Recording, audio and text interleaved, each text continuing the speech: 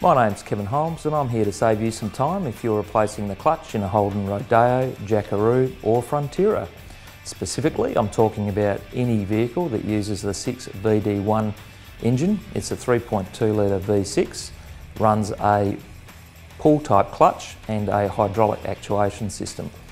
It's one of these where the design is such that you can install it either way. It looks quite similar either way, but it will only work one way. And you can see here that there is the fork. It can be installed that way or that way. The correct way is where the arc of this section runs closest to the clutch. And you can see that once installed, if you put it in that way, the geometry changes, you won't get release. So again, take 10 seconds, make sure that the fork is orientated the right way, and you'll have no trouble with that. So with the fork in the right orientation, the bearing slips over that, and then you're good to insert that bearing into the cover. The bearing should lock into the cover, and once it's locked in, can't be removed. That tells you that you've got good engagement between the bearing and the cover assembly, and you'll be able to get full release and actuation of the clutch kit. So we'll just move over here to the cover assembly. So being a pull type cover, it's very important that you get full engagement or a full lock of the bearing into the cover assembly. Without it, you won't get full actuation, you won't get release.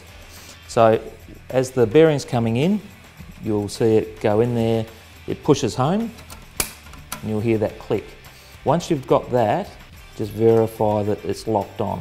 If it's locked on, you don't have a problem, and that bearing will stay in place. This is actually a clip and bearing design developed by Clutch Industries to strengthen this. There were some issues where the lock wasn't as strong as it should be, so we developed a new system, and this is an extremely strong lock. So there you have it.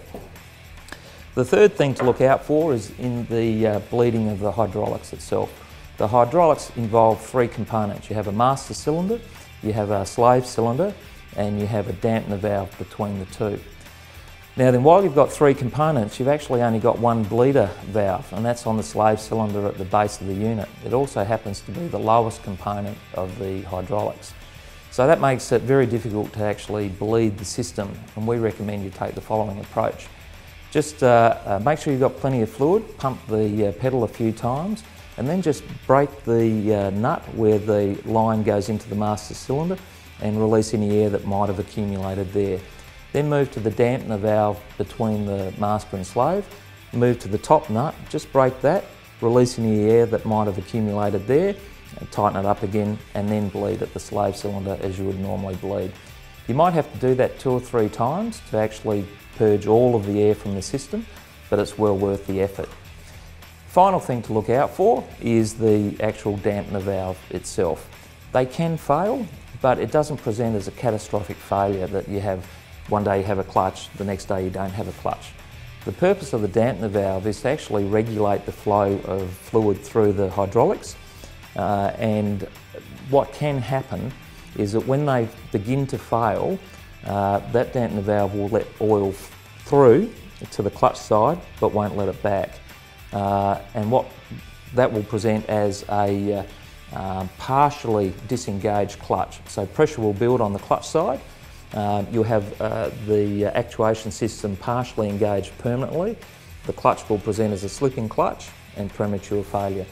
The other thing that can happen is that valve won't let enough fluid through to get release. So again, that will present as difficulty engaging or disengaging the gears or selecting gears, and it will happen progressively. It might not even happen in the workshop, it might happen 2 months after the clutch has been fitted. Just to verify that that valve's in good shape, we recommend that you get a screwdriver in behind the fork, lever the fork to make sure that you've got mechanical release of the clutch. If that's the case, turn your attention to that dampener valve, and we recommend that if you don't have a good pedal, bypass that valve with a piece of clear tube. If suddenly you've got a good pedal, that means that that dampener valve needs to be replaced. We don't recommend that you permanently bypass that valve, it's there for a reason. just go to the dealer, buy a new valve and replace it, and you should have a good pedal. So they're the 4 things to look out for with the Holden Rodeo, Jackeroo or Frontera. Just make sure that you've got the right bearing and that bearing has the circlip if required. And if you need any more information, just give us a call on 1300 369 787.